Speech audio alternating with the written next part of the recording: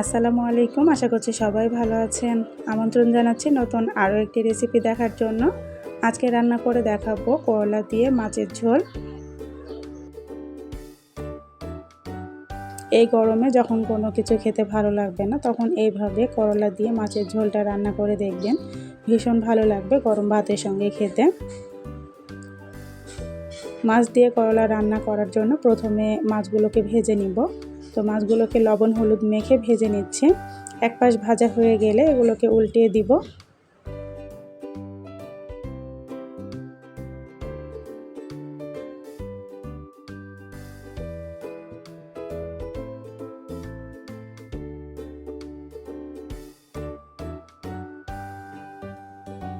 মাছগুলো ভাজা হয়ে গেছে, এগুলোকে উঠিয়ে নিচ্ছি।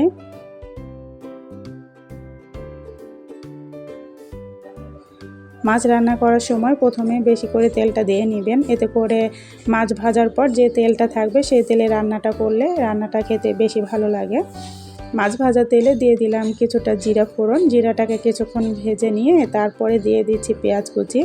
আর এই পেঁয়াজটা আমার ডিপ ফ্রিজে সংরক্ষণ করা ছিল, সেটাই দিয়ে দিলাম। এবার পেঁয়াজটাকে লাল করে ভেজে নিব।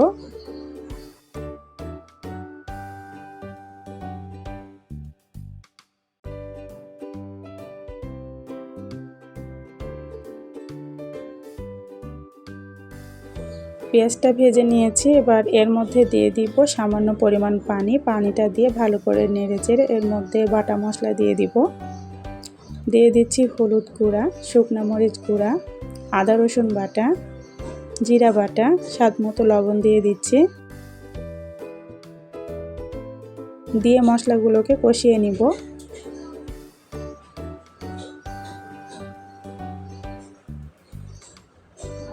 এই গরমে যখন কোনো কিছু খেতে ভালো লাগবে না, তখন এইভাবে করলা দিয়ে মাছের ঝোলটা রান্না করে দেখবেন। দুপুরে গরম ভাতের সঙ্গে এটা ভীষণ ভালো লাগবে খেতে। মশলাগুলোকে ভালো করে কষিয়ে নিব। মশলাগুলোকে কষিয়ে নেওয়া হয়ে গেছে, এর মধ্যে দিয়ে দিচ্ছি 2টা কেটে রাখা আলু। আমি আলুগুলোকে এভাবে ফালি করে নিয়েছি। আর এখানে মাঝারি সাইজের 2টা আলু দিয়েছি। আর দিয়ে দিচ্ছি 250 গ্রাম করলা। আমি এখানে 250 গ্রাম করলা নিয়েছি। করলাগুলোকে আগে থেকেই ধুয়ে তারপরে কেটে নিয়েছি। আর করলার বিচিগুলো অবশ্যই ফেলে দিতে হবে, আমার কাছে বিচিগুলো ভালো লাগে না, সেজন্য আমি ফেলে দিয়েছি। এবার করলা আর আলুটাকে ভালো করে কষিয়ে নিচ্ছি।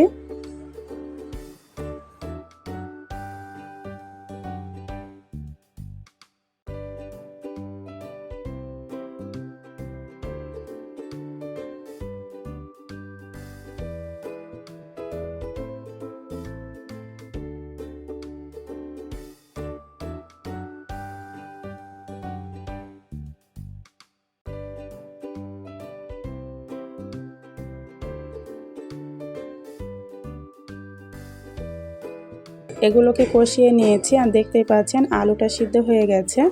এবার এগুলোকে নেড়ে চেড়ে আমি দিয়ে দিচ্ছি পরিমাণ মতো পানি। পানিটা দিয়ে ভালো করে নেড়ে চেড়ে এটা ঢাকনা দিয়ে দিব। ঝোলটা ফুটে ওঠা পর্যন্ত অপেক্ষা করব।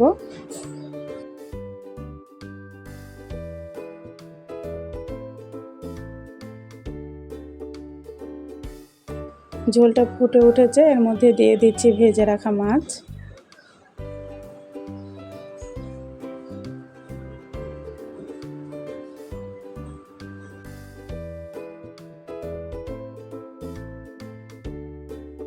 মাছটা দিয়ে কিছুক্ষণ জাল করে নিব। এরপরে দিয়ে দিব 2টা কাঁচামরিচ আর দিয়ে দিচ্ছি ভাজা জিরার গুঁড়া। দিয়ে এগুলোকে নেড়ে চেড়ে ঢাকনা দিয়ে রান্না করে নিব 10 মিনিটের মতো।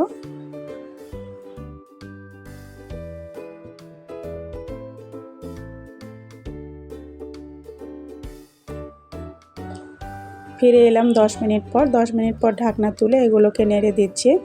আর আমার রান্নাটা কমপ্লিট হয়ে গেছে, এবার চুলাটা বন্ধ করে দিব। দেখতেই পাচ্ছেন রান্নাটা কতটা মজার হয়েছে। এইভাবে রান্না করে একবার গরম ভাতের সঙ্গে খেয়ে দেখবেন। আশা করছি আপনাদের কাছে অনেক বেশি ভালো লাগবে। আশা করছি আমার আজকের এই সহজ রেসিপিটা আপনাদের কাছে অনেক ভালো লেগেছে।